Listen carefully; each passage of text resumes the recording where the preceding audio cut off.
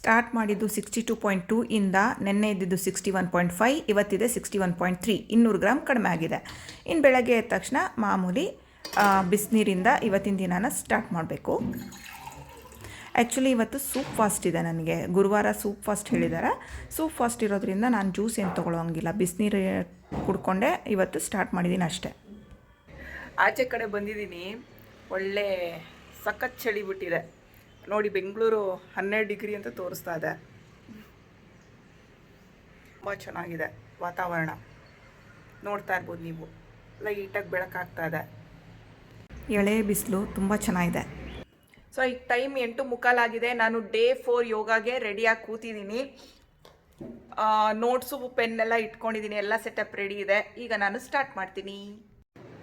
ಆಸನ ಆಯಿತು, ಸ್ವಲ್ಪ ಬಿಸಿಲಿಗೆ ಬಂದಿದ್ದೀನಿ ವಿಟಮಿನ್ ಡಿ ತೊಗೊಳೋದಕ್ಕೋಸ್ಕರ.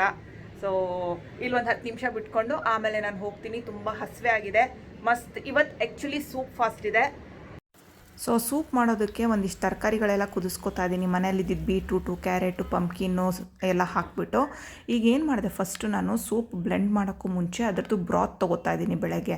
ಅದಕ್ಕೆ ಸ್ವಲ್ಪ ಟೇಸ್ಟ್ಗೆ ಉಪ್ಪು ಮತ್ತು ನಿಂಬೆಹಣ್ಣು ಹಿಂಡ್ಕೊಂಡು ಜಸ್ಟ್ ಬ್ರಾತ್ ತೊಗೋತೀನಿ. ನೋಡ್ತಾ ಇರ್ಬೋದು ಕಲರ್ ಎಷ್ಟು ಅಟ್ರಾಕ್ಟಿವ್ ಆಗಿದೆ ಅಂದ್ಬಿಟ್ಟು. ಆಮೇಲೆ ಮಧ್ಯಾಹ್ನ ಏನು ಮಾಡ್ತಾಯಿದ್ದೀನಿ ನಾನು, ಅದು ಏನು ಬ್ರಾತ್ ತಗೊಂಡಲ್ಲ ಅದನ್ನೇ ಬ್ಲೆಂಡ್ ಮಾಡಿಕೊಂಡು ಅದನ್ನೇ ಸೂಪ್ ಥರ ತೊಗೋತಾ ಇದ್ದೀನಿ. ಅದಕ್ಕೆ ಟೇಸ್ಟ್ಗೆ ಸ್ವಲ್ಪ ಉಪ್ಪು ಮತ್ತು ನಿಂಬೆಹಣ್ಣು ಹಿಂಡ್ಕೊಂಡಿದ್ದೀನಿ.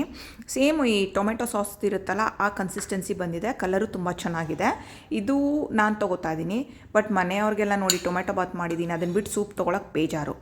ಬಟ್ ಏನು ಮಾಡೋದು, ತೊಗೋತಾ ಇದ್ದೀನಿ. ರಾತ್ರಿಗೆ ಸ್ವಲ್ಪ ಕ್ಯಾರೆಟು ಟೊಮೆಟೊ ಹಾಕ್ಕೊಂಡು ಅದ್ರ ಸೂಪ್ ಮಾಡ್ಕೊಂಡು ಇವತ್ತಿನ ದಿನ ಕಂಪ್ಲೀಟ್.